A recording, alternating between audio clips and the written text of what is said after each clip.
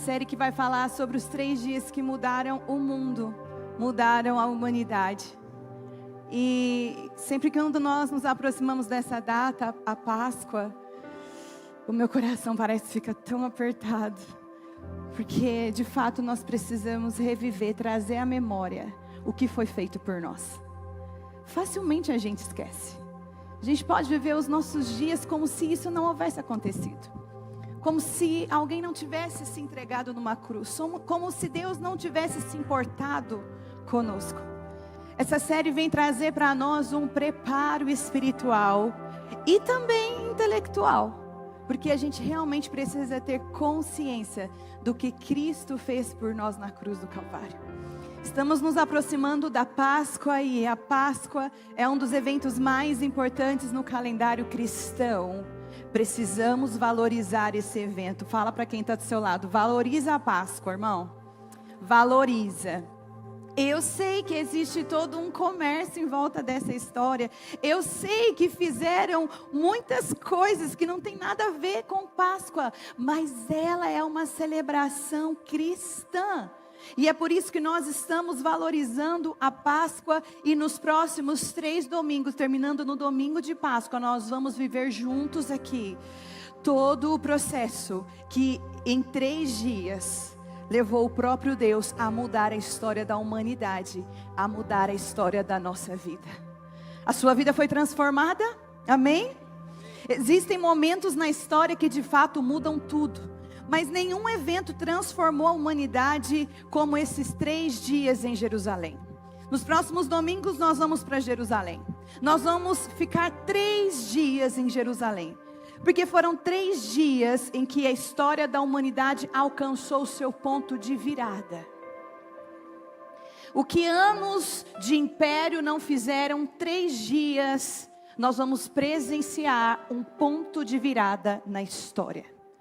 O primeiro dia é a sexta-feira, o segundo dia é um sábado e o terceiro dia é um domingo. 3 dias que começam com uma cruz, que passam pelo silêncio do túmulo e que vai terminar com uma ressurreição que mudou o destino da humanidade. Você tem noção do que é isso? Significa que depois desses 3 dias, a humanidade passou a ter uma escolha a fazer. Depois dessa sexta, desse sábado, deste domingo em Jerusalém, a humanidade agora tem que tomar uma decisão. E não tomar uma decisão já é uma escolha. Antes desses 3 dias, estávamos todos condenados à morte eterna. Não havia em nós possibilidade alguma de reverter essa sentença. Mas depois desses 3 dias, toda a humanidade, do mais novo até o mais velho, precisa fazer uma escolha. E não fazer essa escolha já é uma decisão. Eu preciso trazer para vocês o entendimento da importância desses 3 dias. Agora eu preciso fazer uma escolha. Essa série vai nos levar a revisitar esses 3 dias, os 3 dias mais importantes da fé cristã, entendendo realmente o que aconteceu na sexta, o que aconteceu no sábado e no domingo, e por que esses dias ainda têm poder de transformar a nossa vida hoje. Porque há 2000 anos atrás, 3 dias mudaram o mundo. Você pode dizer glória a Deus? Então vamos para o dia 1. O dia 1 se chama sexta-feira. O que aconteceu nessa sexta-feira? A narrativa bíblica nos apresenta um relato que começa já às 6 da manhã. Às 6 da manhã, numa sexta-feira, um dia comum em Jerusalém, mas nada comum no reino do Espírito. Porque na verdade na noite anterior a essa sexta, na quinta, Jesus Cristo, Filho de Deus, Ele celebrou a ceia com seus discípulos. Jesus teve uma noite especial com os seus discípulos e após esse jantar, essa ceia, Ele vai ser traído. Na quinta-feira à noite, Ele vai ser entregue aos líderes dos judeus por um discípulo seu, por alguém que Ele investiu. Então, Ele passa a noite de quinta para sexta nesse processo de julgamento entre os líderes da sinagoga. E nós vamos ver que na sexta o dia começa bem cedo. Abre comigo a tua Bíblia, por favor. Em Marcos capítulo 15. Marcos capítulo 15. Nós vamos ler a partir do versículo 1. Marcos capítulo 15. Veja se tem alguém perto de você que não tem Bíblia. Divide tua Bíblia com essa pessoa. Marcos 15. A partir do versículo 1. De manhã bem cedo, os chefes dos sacerdotes com os líderes religiosos, os mestres da lei e todo o sinédrio chegaram a uma decisão. Amarrando Jesus, levaram-no e o entregaram a Pilatos. Você é o rei dos judeus? Perguntou-lhe Pilatos. Tu o dizes, respondeu Jesus. Os chefes dos sacerdotes o acusavam de muitas coisas. Então Pilatos lhe perguntou novamente: você não vai responder? Veja quantas coisas estão acusando sobre você. Jesus, porém, nada respondeu, de modo que Pilatos ficou impressionado. Por ocasião da festa, era costume soltar um prisioneiro que o povo predisse. Um homem chamado Barrabás estava na prisão com os rebeldes que haviam cometido assassinato durante uma rebelião. A multidão chegou e pediu a Pilatos que lhe fizesse o que costumava fazer. Vocês querem que eu solte o rei dos judeus? Perguntou Pilatos. Porque ele sabia que fora por inveja que o chefe dos sacerdotes lhe haviam entregado Jesus. No entanto, os chefes dos sacerdotes incitaram a multidão a pedir que Pilatos, ao contrário, soltasse Barrabás. Então, o que farei com aquele a quem vocês chamam rei dos judeus? Perguntou Pilatos. Crucifica-o, gritaram eles. Por quê? Que crime ele cometeu? Perguntou Pilatos. Eles, porém, gritavam ainda mais: crucifica-o! Desejando agradar a multidão, Pilatos soltou-lhe Barrabás, mandou aceitar Jesus e o entregou para ser crucificado. Isso aqui, que está acontecendo aqui, são 6 horas da manhã de uma sexta-feira. Continua a leitura comigo, verso 16. Soldados levaram Jesus para dentro do palácio, isso é, ao pretório, e reuniram toda a tropa. Vestiram-no com um manto púrpura e depois teceram uma coroa de espinhos e colocaram nele. Começaram a saudá-lo: saudações, rei dos judeus. Batiam-lhe com uma vara na cabeça e cuspiam nele. Ajoelhavam-se e prestavam-lhe adoração. Depois de terem zombado dele, tiraram-lhe o manto de púrpura e o vestiram com as suas próprias roupas, e em seguida levaram-no para fora a fim de crucificá-lo. Certo homem de Cirene, chamado Simão, pai de Alexandre e de Rufo, que passava por ali chegando do campo, foi forçado a carregar a cruz. Levaram Jesus ao lugar chamado Gólgota, que quer dizer lugar da caveira. Deram-lhe vinho misturado com mirra, mas ele não o bebeu. Esse vinho misturado com mirra é um anestésico. É para que ele não sofresse um pouco menos a tortura que ele iria passar, mas ele não bebeu. Ele queria estar plenamente consciente do que ele estava fazendo. Então o crucificaram. Dividiram as roupas dele, lançando sorte para saber com o que cada um ficaria. Era 9 horas da manhã quando o crucificaram. Assim constava a inscrição de acusação contra ele: o rei dos judeus. Com ele crucificaram 2 ladrões, um à sua direita e outro à sua esquerda. Os que passavam lançavam-lhe insultos, balançando a cabeça, dizendo: ora, você que destrói o templo e reedifica em 3 dias, salva você mesmo, desce da cruz. Da mesma forma, os chefes dos sacerdotes e os mestres da lei zombavam dele entre si. Salvou os outros, diziam, mas não é capaz de salvar a si mesmo? Que o Cristo, o Rei de Israel, desça agora dessa cruz, para que vejamos e creiamos nele. Os que foram crucificados com ele também o insultavam. Do meio-dia até as 3 horas da tarde, houve trevas sobre toda a terra. Por volta das 3 horas da tarde, Jesus bradou em alta voz: Eloi, Eloi, lama sabachthani, que significa: meu Deus, por que me abandonaste? Quando alguns dos que estavam por perto ouviram isso, disseram: ouça, ele está clamando por Elias. Um deles correu, embebedou uma esponja em vinagre, colocou na ponta de uma vara e deu a Jesus para que bebesse, dizendo: deixem-no, vejamos se Elias vem tirá-lo daí. Jesus, porém, com um alto brado, expirou. Então o véu do templo rasgou-se em duas partes, de alto a baixo. Quando o centurião que estava em frente a Jesus ouviu o seu brado e viu como ele morreu, disse: verdadeiramente esse homem era filho de Deus. Algumas mulheres estavam observando de longe, entre elas estava Maria Madalena, Salomé, Maria, mãe de Tiago, mais jovem, e de José. Na Galileia elas tinham seguido e servido a Jesus, e muitas outras mulheres que tinham subido com ele a Jerusalém também estavam ali. Era o dia da preparação, isso é, a véspera do sábado. José de Arimateia, membro de destaque do Sinédrio, que também esperava o reino de Deus, dirigiu-se corajosamente a Pilatos e pediu o corpo de Jesus. Pilatos ficou surpreso ao ouvir que ele já tinha morrido. Chamando o centurião, perguntou-lhe se Jesus já tinha morrido. Sendo informado pelo centurião que assim havia sucedido, entregou o corpo a José. Então José baixou o corpo da cruz, envolveu em um lençol de linho que havia comprado e colocou em um sepulcro cavado na rocha.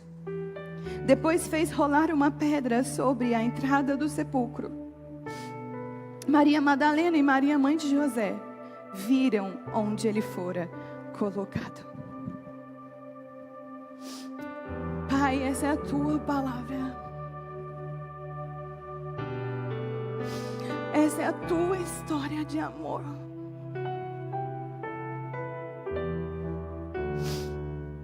Não me permita falar sobre ela menos do que ela foi, ou mais do que ela foi, se é que isso é possível.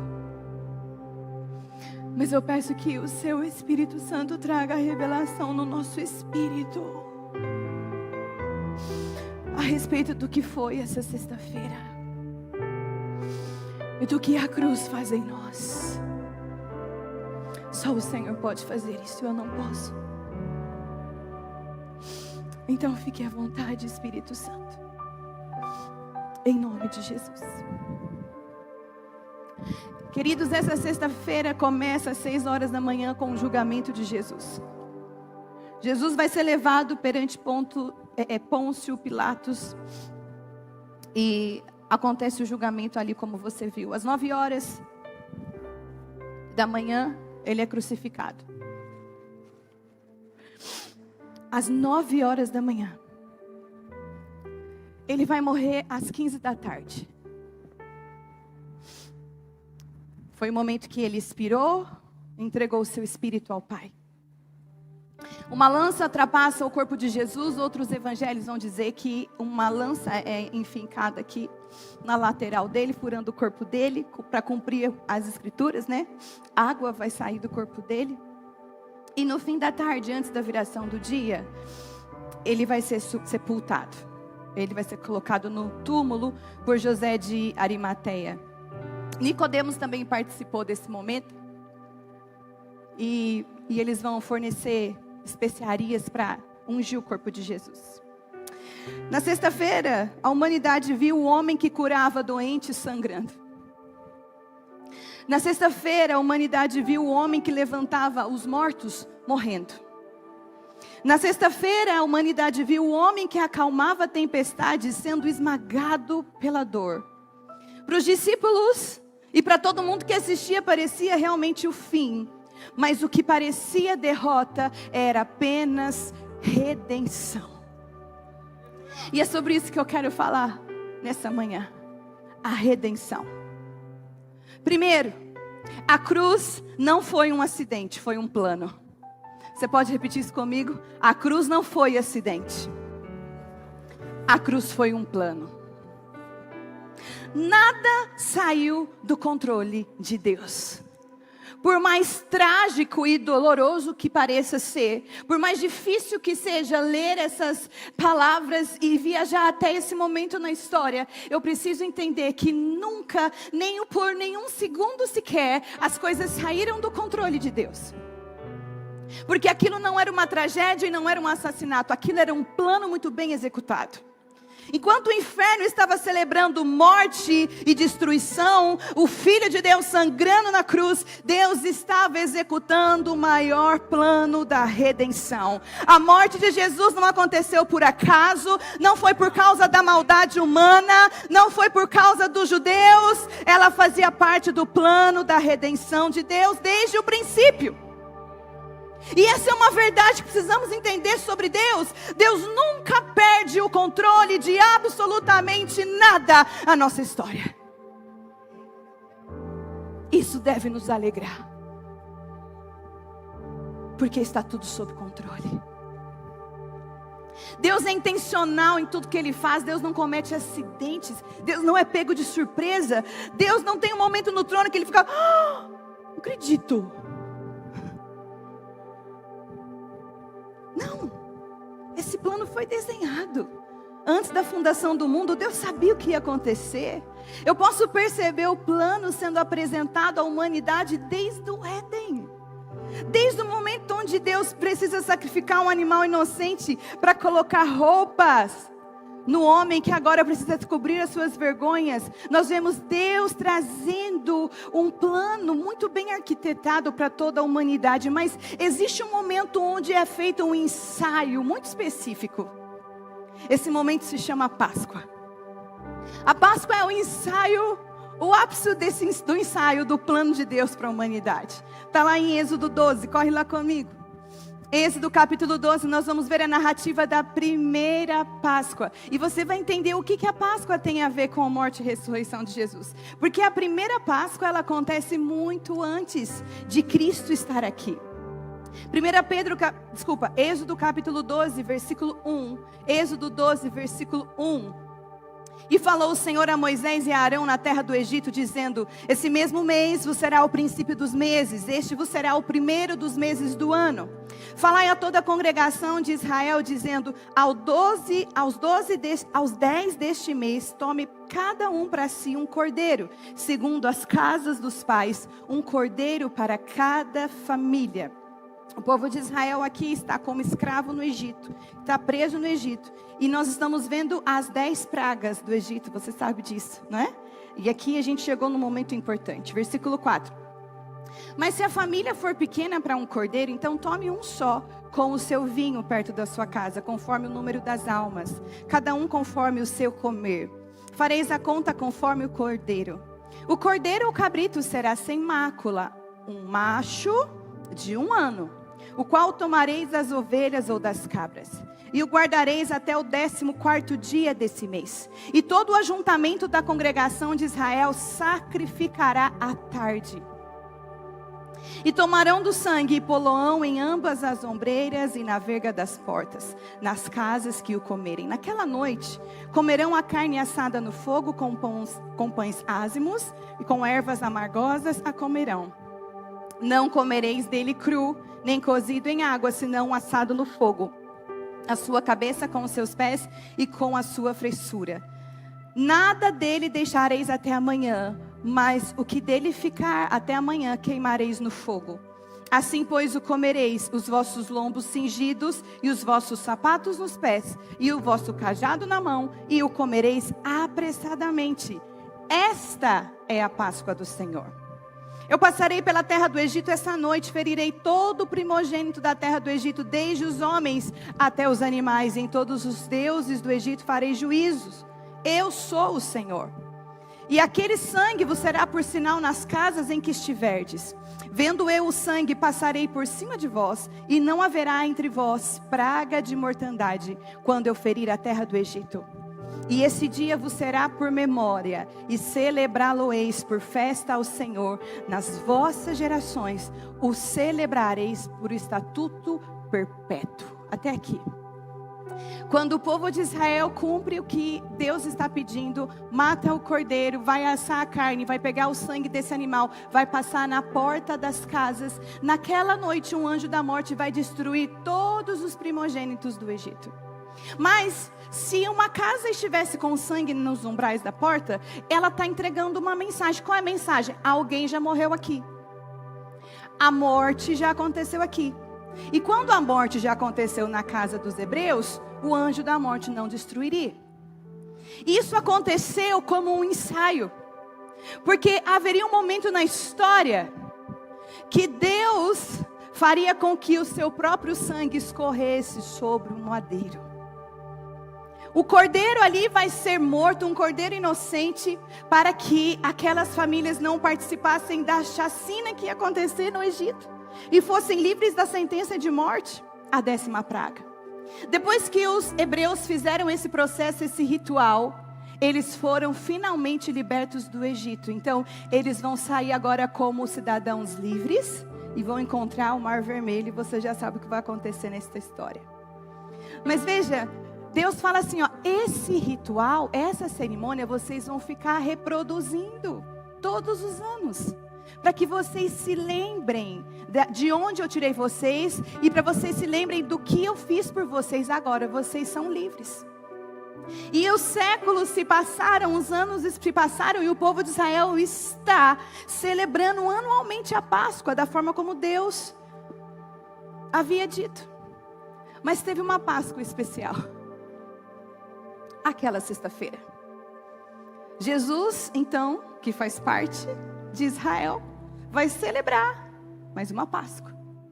Mas naquela Páscoa, ele seria o cordeiro. Foi no meio de uma celebração de Páscoa que tudo aconteceu. Imagina aquela noite no Egito comigo. O céu estava pesado, o ar parecia diferente, um silêncio estranho tomava conta das ruas. Dentro das casas hebreias, famílias estavam reunidas em volta de uma mesa. Você pensa como isso devia ter sido um climão? Não parecia um evento fúnebre nacional? Eles têm uma garantia, Moisés falou, faz isso, Deus mandou fazer isso. Mas que garantia que a gente tem que a gente não vai morrer também, que os nossos filhos não vão morrer também? Pensa na pressão daquela primeira Páscoa. E você viu que não tem narrativa nenhuma do coelhinho nem do chocolate, né? Né? Você não achou ele aqui, né? Olha aí. Pronto. Ok? Já entendeu o recado, né? Tá. Então ensina a Páscoa direitinho pro seu filho lá na sua casa. Aproveita. Ok? Aproveita. Então assim, não pode comprar? Compra, meu filho. Compra o chocolate se você quiser. Tá super faturado os ossos. Vai, compra. Mas ensina para ele. Faz na sua família o que é Páscoa.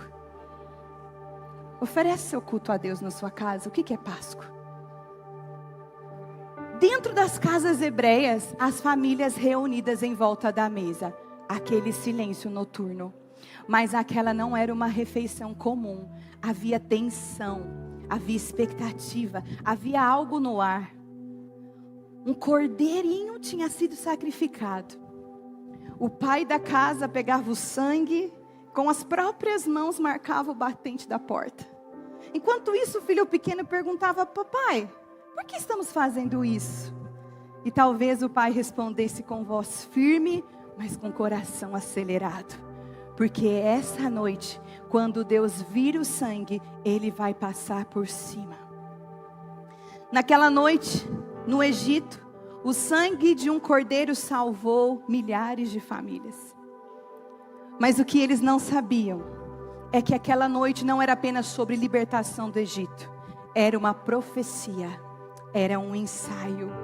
Séculos depois, em outra noite de Páscoa, um homem se sentaria à mesa com os seus discípulos para celebrar a mesma refeição. E talvez aquele ambiente foi invadido pela mesma tensão. Essa refeição ficou conhecida para nós como a última ceia.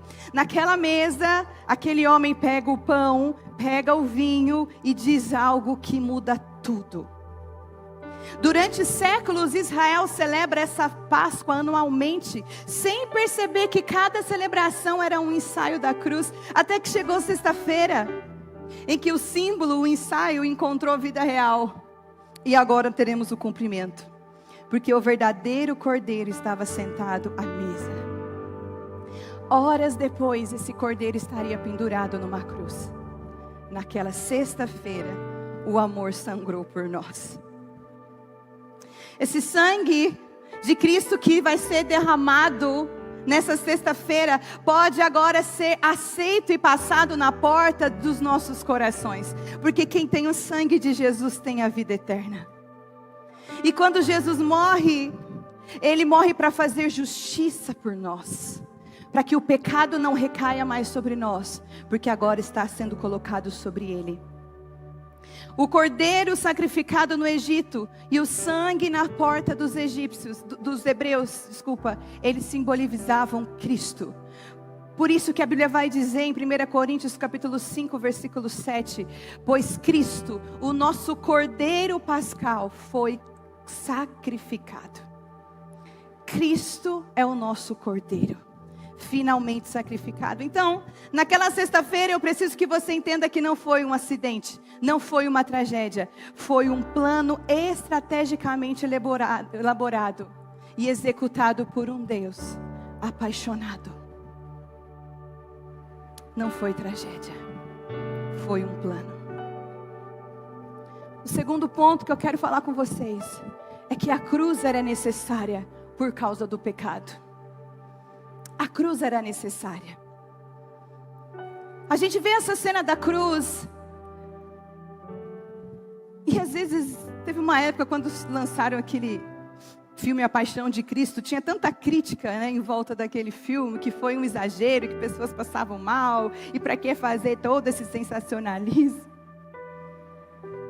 Mas a verdade é que eu acho que um filme não consegue mostrar o que foi aquele ambiente, não, de verdade. A gente fica se poupando, né? A gente não quer passar por isso, a gente não quer ver essa cena. Mas a cruz é necessária.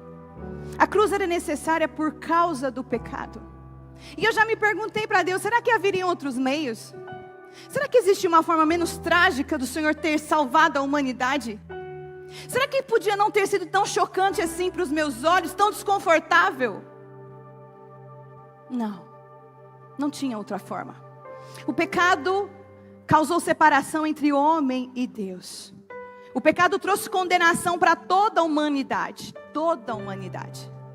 Por isso que Romanos capítulo 6, versículo 23 nos ensina. Vai lá comigo. Romanos capítulo 6, versículo 23. Romanos 6, 23. Talvez você já até conheça esse texto. O texto diz que o salário do pecado é O salário do pecado é O que significa isso? O que é salário? É o que você recebe depois de uma jornada de trabalho, não é? Então, o salário, o pagamento, a recompensa pelo pecado é a morte. Então nós temos uma humanidade que está separada de Deus por causa do pecado.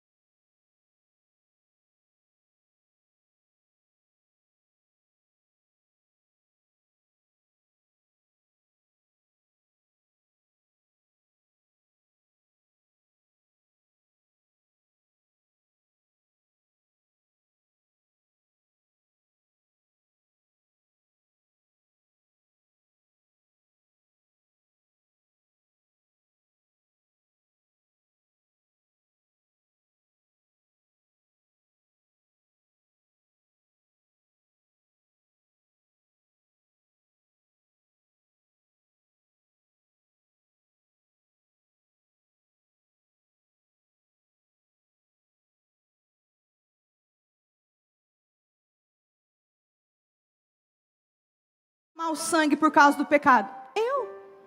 Euzinha. A cruz é para mim, é para você, é para nós. Porque não tem outra forma da gente pagar ou ser justificado ou sair da influência do pecado a não ser pela morte. A cruz é para mim, ela mostra que eu precisava enfrentar uma condenação por causa do pecado. A humilhação era para mim, a dívida era minha, não era de Deus. Porque quem pecou foi a humanidade, não foi Deus. Na cruz, Jesus assume um lugar de pagamento de dívida. Gente, a cruz, por intragável que seja para a maioria de nós, ela mostra o quanto o pecado é sério. E o quanto o amor de Deus é profundo. A cruz, ela me mostra o quanto o pecado é sério. O quanto que Deus não está brincando com o nosso pecado, pecadinho, pecadão. Que Deus não está, ai que bonitinho, igual criancinha pequenina quando fala uma coisa feia, a gente dá risadinha dela, né? Você acha? Acredita que falou isso? Pecadorzinho, fofinho, vem cá. Pecado é sério. E a cruz vai mostrar isso.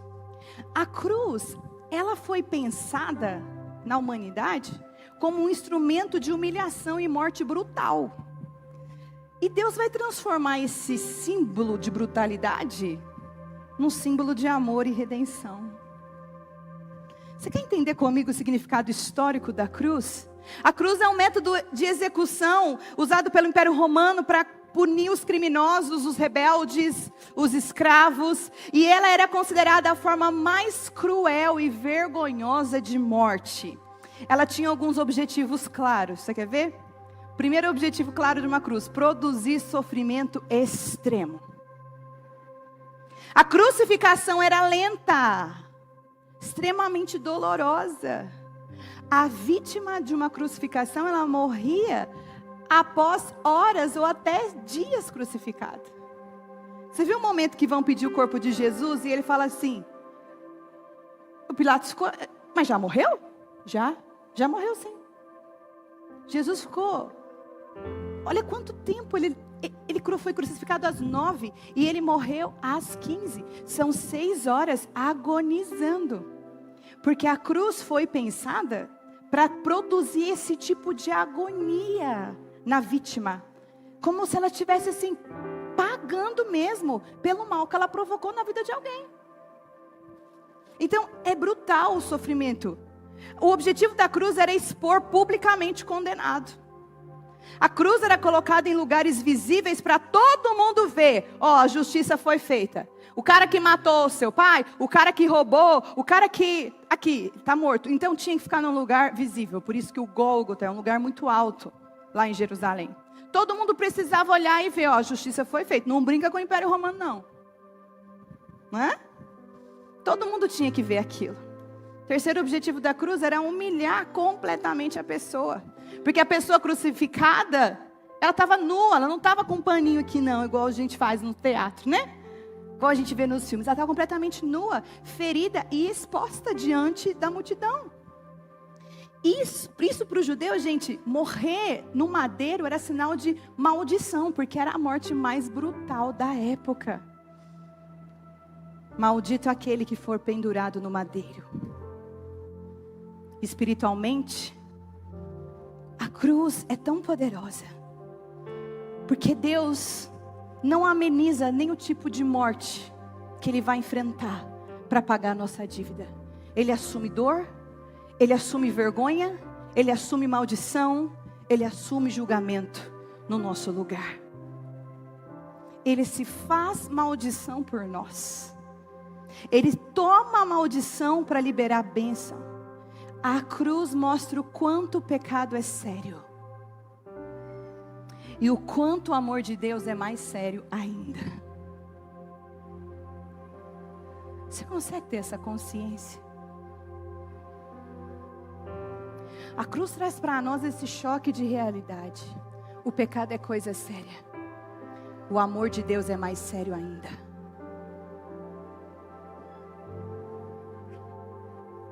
Então sim, precisava ser na cruz. Precisava ser até o último grau de humilhação. A morte mais cruel, que a maioria de nós fica desconfortável aqui só de pensar. Precisava ser assim. Porque o pecado não é brincadeira. Terceiro, A cruz revela o custo do amor. A cruz revela o custo do amor. Amar custa. Fala para quem está do seu lado, amar custa. E a cruz mostra até onde Deus estava disposto a ir por nos amar e nos resgatar. O amor de Deus na cruz, ele não é só declarado, ele é derramado. A cruz nos mostra que o amor mais verdadeiro sempre tem um preço. E Jesus pagou o preço máximo. Jesus nos amou até o ponto máximo. João 15:13, olha isso, João 15:13. Ninguém tem maior amor do que aquele que dá a sua vida pelos seus amigos. A cruz revela o custo do amor. Gente, amar sempre custa alguma coisa. E ninguém tem maior amor do que esse, de entregar a sua vida pelos seus amigos. Amar custa tempo. Amar custa energia, sim ou não? Amar custa renúncia. Se você diz que ama, mas não paga nenhum preço, questione esse amor. Porque o amor tem um preço. O amor custa algo. E quando a gente olha para a cruz, a gente percebe algo mais profundo. O amor de Deus custou o seu próprio sangue. Custou a sua própria vida. Romanos capítulo 5, versículo 8 diz: Deus prova o seu amor para conosco. Deus não só nos ama, Ele prova o seu amor para conosco, pelo fato de Cristo ter morrido por nós, sendo nós ainda pecadores. Quando Cristo provou o seu amor, quando Deus prova o seu amor por nós, você não estava bonitinho, cheirosinho no culto de domingo de manhã buscando a presença. Onde será que você estava? Filho de Deus. Quem era você? Não, você não estava assim, cheirosinho. Cristo provou quando nós éramos pecadores. Não quando nós tínhamos vontade de ser certinho, mas quando a gente estava tudo torto. O amor custa. O amor precisa ser provado. Se você ama, você precisa pagar um preço. Você já calculou o preço do amor que você sente? Por exemplo, sou apaixonada pelo meu marido. Né, amor? 15 anos essa semana a gente completou de casamento. Oh, glória a Deus. Mas tem um preço amar esse homem. Tem. Custa a minha vida. Custa organizar a minha vida debaixo da liderança da missão dele. Custa não pensar só em mim, mas pensar em nós. Custa a minha entrega diária. Custa perdão. Custa fidelidade. Já pensou que o amor tem preço? Eu amo meus filhos, tanto quanto amo meu esposo. Mas o meu amor pelos meus filhos custa. Custa muito. Custa noites em claro. Custa sono interrompido. Custa a cama dividida entre 4, né, amor? Noite, todo mundo torto. Custa um corpo que experimenta a exaustão. Custa um corpo que é entregue à gestação, ao parto, à amamentação, né, amadas? Fica lindo o nosso corpo, né, nesse processo. Custa. Custa horas de estudo e dedicação, porque eu não quero ser qualquer mãe para eles. Eu preciso estudar. Custa a minha integridade, porque eu sou o maior exemplo para eles de fé cristã. Eu tenho que pensar 2000 vezes antes de errar, porque eles estão aqui, ó, de olho em mim. Custa dinheiro. Custa, você sabe disso, né? Amar os meus filhos custa financeiramente bastante. Todo amor tem um preço. E a cruz fala sobre o custo do amor de Deus por você. O amor de Deus não foi uma poesia linda. Não foi um romance escrito nas estrelas. O amor de Deus pagou um preço muito cruel. Um preço pesado. O amor foi mais forte do que a dor. E a cruz mostra 2 vezes ao mesmo tempo, 2 verdades para nós. O pecado é extremamente sério e o amor de Deus é infinitamente mais sério e maior por cada um de nós.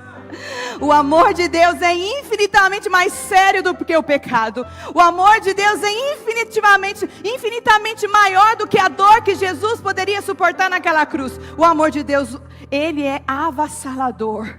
E ele atropela tudo isso. Amém. Quarto, a cruz revela o valor que nós temos para Deus. A cruz não revela só quanto custa o amor de Deus por você, mas o quanto você vale para Ele. Se você quer saber quanto vale algo, olhe para quanto alguém pagou por ele. É ou não é? Na cruz Deus declarou o valor da humanidade. No nosso mundo, o valor de algo geralmente é definido pelo preço que alguém está disposto a pagar por aquilo. Uma casa vale o que alguém paga por ela. Um carro vale o que alguém paga por ele. Uma obra de arte vale o que um comprador decide investir. O preço revela o valor. Agora pensa nisso espiritualmente falando. Muitas pessoas vivem perguntando: qual é o meu valor? Será que Deus realmente se importa comigo? Será que a minha vida significa alguma coisa? A resposta para essas perguntas, gente, não está na opinião das pessoas. A resposta para essas perguntas está na cruz. Olha o quanto custou a sua vida. Já dá para ter uma noção do valor que tem, pelo preço que foi pago. Quando você quer saber quanto vale algo, olha para o quanto tiveram coragem para pagar naquilo. Pedro vai dizer, 1 Pedro 1, capítulo 1, versículo 18. Pois sabem que não foi por meio de coisas perecíveis, como prata ou ouro, que vocês foram comprados, mas pelo precioso sangue de Cristo, como de um cordeiro sem mancha e sem defeito, conhecido antes da fundação do mundo, revelado nesses últimos dias em favor de vocês. A cruz revela o seu valor. Não é pessoas, não são homens, não é pai e mãe, não é outras mulheres, não é o seu trabalho que revela o seu valor. O seu valor está gritando na cruz. O mundo descarta as pessoas facilmente, mas a cruz vai dizer: não, você não é descartável. Porque valeu cada gota de sangue derramado por você. O mundo descarta quando alguém falha. O mundo descarta pessoas quando alguém não corresponde às suas expectativas. O mundo descarta pessoas quando elas não têm mais utilidade. Mas Deus não trabalha com descarte. Quando a humanidade caiu no pecado, Deus não decidiu começar tudo de novo. Ele decidiu resgatar. E Ele amou o mundo de tal maneira que Ele deu o seu único Filho, para que todo aquele que nele crê não pereça, mas tenha a vida eterna. Ele pagou o preço. A cruz prova que você não é um erro que Deus está tentando apagar da história. Você é uma vida que Deus decidiu resgatar. A cruz fala que o seu valor não depende do seu passado. Muitas pessoas definem o seu valor a partir dos seus erros. Olha o fracasso que eu fui, olha os pecados que eu cometi, olha as decisões ruins que eu já tomei, olha as minhas feridas. Mas o valor de algo não é definido pela sua condição atual, é definido pelo preço que foi pago por Ele. Não é sobre o que você fez, é sobre o quanto você custou para Jesus. Faz sentido isso para você nessa manhã? Eu realmente espero que essa seja a sua única preocupação. Entender de fato o que a cruz significa para você. O seu valor não é determinado pelo seu pecado, mas pelo amor de Deus. Deus prova o seu amor por nós. Jesus não morreu quando a gente estava perfeito. Ele morreu quando a gente estava perdido. O céu não pagou por você com ouro. O que é ouro? O céu não te comprou com prata. O céu pagou por você com sangue. O sangue do próprio Deus. A cruz revela o valor que você tem para Deus. Talvez você entrou aqui hoje pensando: eu não tenho valor, minha vida não importa, Deus está nem aí comigo. A cruz está respondendo para você hoje de manhã. Olha para a cruz. Você valeu um resgate. Você valeu um sacrifício. Você valeu o Filho do próprio Deus. O mundo pode tentar definir o seu valor, mas a cruz já declarou o quanto você vale para Deus. E você vale muito. Deus quis você. Deus quis você. Eu sei que às vezes nem você quer você mesmo, né? Mas Deus te quis. E é nisso que está o seu valor. Feche os seus olhos. Feche os seus olhos.